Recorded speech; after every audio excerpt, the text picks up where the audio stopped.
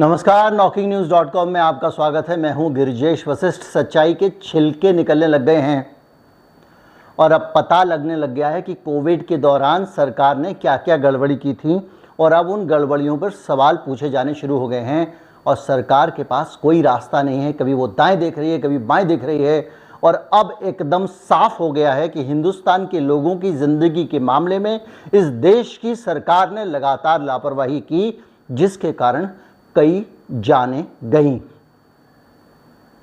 जो संसदीय समिति कोविड-19 के प्रसार के दौरान की परिस्थितियों के विश्लेषण के लिए बनी थी, उस संसदीय समिति ने दूध का दूध, पानी का पानी कर दिया है और सरकार पर टीके से लेकर ऑक्सीजन तक कई सवाल खड़े हो गए हैं। कहीं मत जाइए, चैनल को सब्सक्राइब कर लीजिए।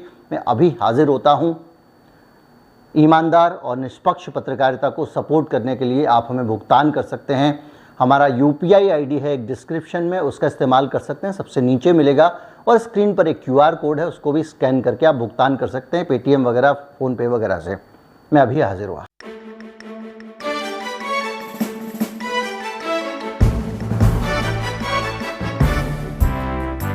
आपने अखबार में जो खबर पढ़ी होगी उसमें ये बात नीचे छापी गई है कि इस कमेटी ने बहुत सख्त ऐतराज किया सरकार के टीकों को लेकर रवैये का। कमेटी ने कहा कि आपने जिस तरह का इमरजेंसी अप्रूवल दिया है, उस अप्रूवल में अच्छी तरह से उसको परखा नहीं गया था और भारत सरकार ने कुछ ट्रायल्स ऐसे होने चाहिए थे जिनको नहीं करवाया और उसके पास कोई ट्रायल मैकेनिज्म होना चाहिए था। आंख बंद करके आपने इमरजेंसी अप्रूवल दिए हैं। ये संसदीय समिति कह रही है। एक बात याद रखिए, संसदीय समिति जो होती है उससे बड़ी केवल संसद होती है, सरकार नहीं होती है।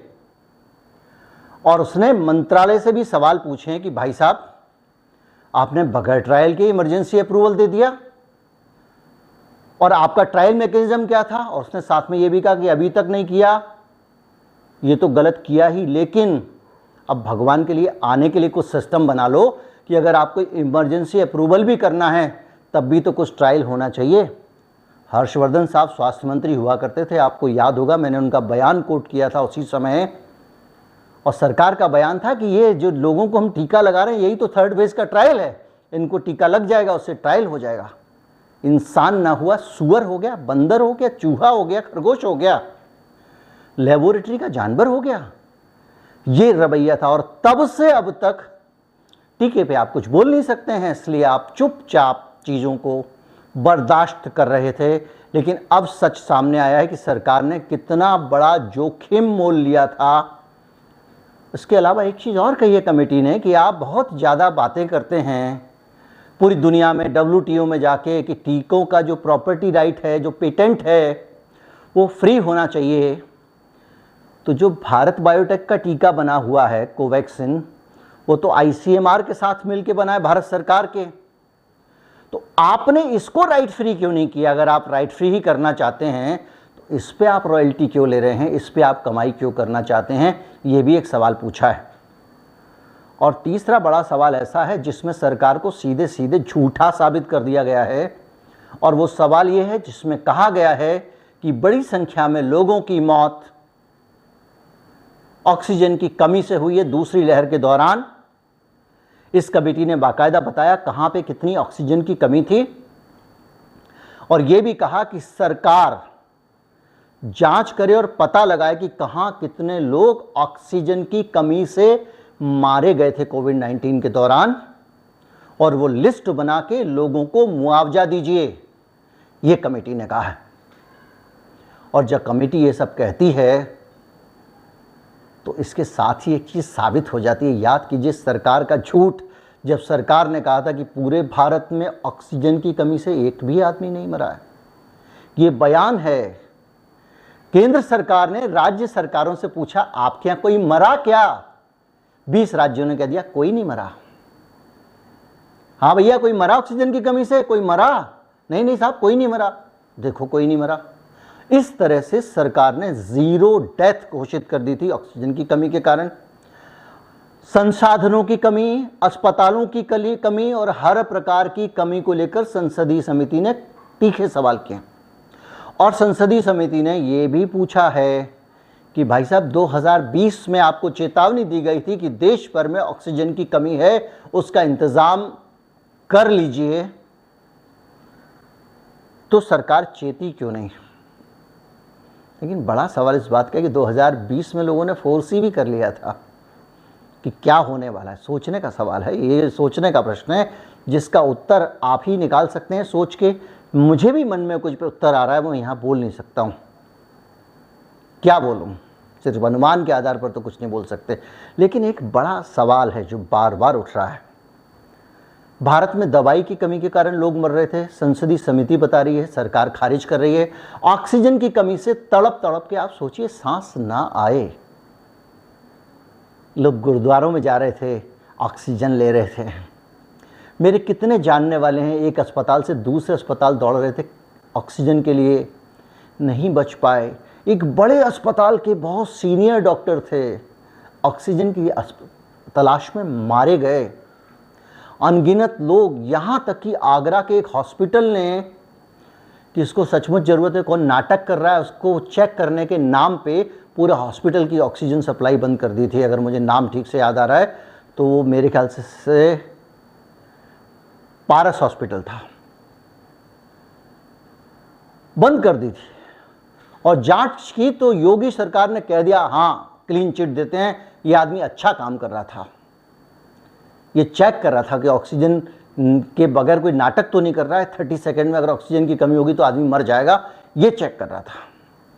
जिन अस्पतालों ने कहा ऑक्सीजन की कमी है, सीधे मुख्यमंत्री का बयान आया था उत्तर प्रदेश के कि ऑक्सीजन की कमी, जो बोलेगा अस्पताल उसको सील कर दिया जाएगा।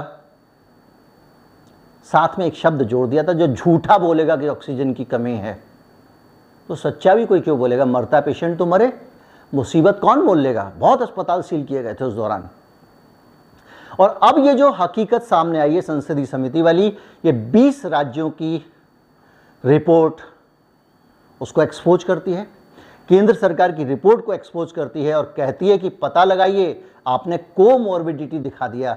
ये आदमी ऑक्सीजन की कमी से मर गया, नहीं नहीं इसके दिल में प्रॉब्लम थी। ये आदमी ऑक्सीजन की कमी से मर गया, नहीं नहीं इसको कुछ और, ये टीबी का मरीज था। ये ऑक्सीजन की कमी से मर गया, ये किडनी का मरीज था। इस तरह कह के सारे कोमॉर्बिडिटी दिखाई गई है। ये हमारा देश है, ये भारत है, ये हम उस मुल्क में दिख रहे हैं जिसमें इंसान की मौतों से ज़्यादा सरकार की इमेज इंपॉर्टेंट हो गई है। लोग मर रहे हैं, सरकार जिम्मेदारी नहीं निभा रही है और इनकार कर रही है कि नहीं मरे हैं। मैं बयान लगा रहा हूँ स्क्रीन पे, कोई नहीं मरा है ये कहा था, आज रिपोर्ट आ गई है और आपके सारे सच सामने आ गए हैं। सारे तो नहीं, इत्तू आए हैं, लेकिन आए हैं और ये सच बताते हैं कि सरकार ने टीके की परमिशन में जल्दबाजी की। और जब सरकार को ऑक्सीजन का इंतजाम करना था, दवा का इंतजाम करना था, दूसरे इंतजाम करने थे, तब भी टीकों की मार्केटिंग पे उसका ज़्यादा फोकस था। मैंने कुछ नहीं कहा, ये संसदीय समिति कह रही है, पार्लियामेंट्री कमेटी जिसमें संसद के सदस्य बैठते हैं, सभी पार्टियों के लोग होते हैं, वो कह रही है। देखते हैं शर्मा सरकार बेशर्मी से भी नकारती है, झूठे आंकड़े देती है या कुछ करती है। जो भी हो, ये स्थिति बहुत दुखद है, बहुत चिंताजनक है और इससे पता लगता है कि हम कितना ज़्यादा सरकार पे भरोसा करते हैं, सरकार के भरोसे रहते हैं। हमारे देश की सरकार है, हमारे लिए है। अपनी इच्छा से कहीं ज़्यादा हम टैक्स देते हैं, अपनी ज़रूरतों को काट के सरकार को टैक्स देते हैं ताकि इनके पेट भरें, इनकी मर्सिडीज़ों BMW में पेट्रोल भरे और इनके दोस्तों को लोन मिले। और ये हमारे साथ ये करते हैं कि हमारी मौत को भी उससे भी खेलते हैं। उम्मीद करता हूँ वीडियो आपको विचार उत्तेजक लगा होगा, ज़्यादा से ज़्यादा लोगों तक पहुँचाएं। नमस्कार, जय हिंद। ये वीडियो कोई नहीं बनाएगा, सब जगह छपा है, उसके बावजूद नहीं बनाएगा, क्योंकि मैं जानता हूँ इसके लिए बहुत साहस चाहिए। नमस्कार।